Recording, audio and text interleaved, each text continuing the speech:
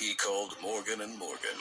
He not only gets a lawyer, he gets trial lawyers like Sam and Jessica, who are in it to win it. He gets his own investigators, with briefcases, leather ones. And if you ever have questions, our customer service folks keep things rolling. Injured? We're your army. Morgan & Morgan, America's largest injury law firm. A truck weighs 20 times more than a typical car.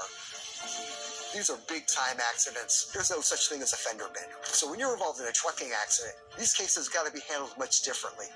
At Fair & Farah, we have a whole department that handles nothing but trucking cases. They live and breathe it. If you get involved with a lawyer who doesn't really understand all the intricacies of handling a trucking accident, you're going to get run over by the other side.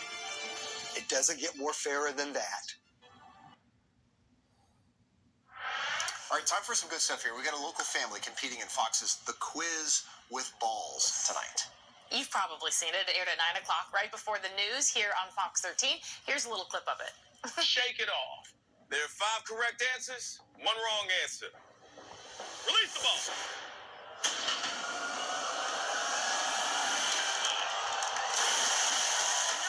Oh, no. All right, that is the Younger family. They are from Port Richey, and tonight's competition pitted the families of 2 next-level chef contestants against each other.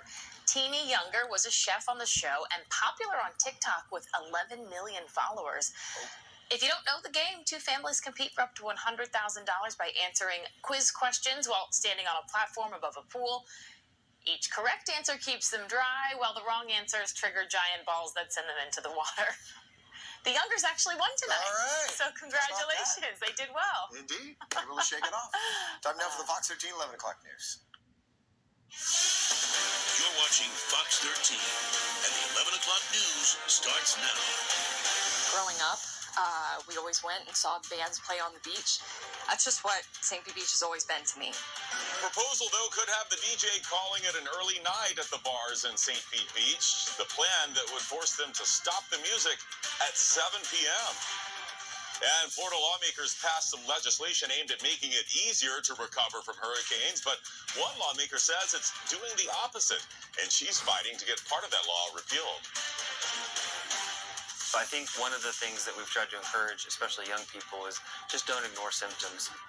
Well, she did not ignore symptoms. In fact, she knew something was very wrong, but she kept getting dismissed by the doctors. Years later, she goes in for a simple surgery to find out she has cancer, a type of cancer that doctors say often flies under the radar. We'll have her story for you as well. Good evening, everyone. Thanks for joining us here at 11. I'm Chris Cato. Haley Hinds has the night off. Quiet hours in St. Pete Beach could soon get a lot quieter. The City Commission has been discussing tougher rules when it comes to live music at bars and restaurants on the beaches. And recently, there was a proposal to start quiet hours at 7 p.m., which prompted an uproar from businesses and musicians. Fox 13's Evan Moon spoke with those who would be impacted by that change and the city's key decision makers. The restaurant behind me has live music 7 days a week, often starting at 6 p.m. and going until 10 p.m., but that could soon be cut short. I spoke with the owner, who says live music is a part of St. Pete Beach culture, and if anything changes, he could go out of business.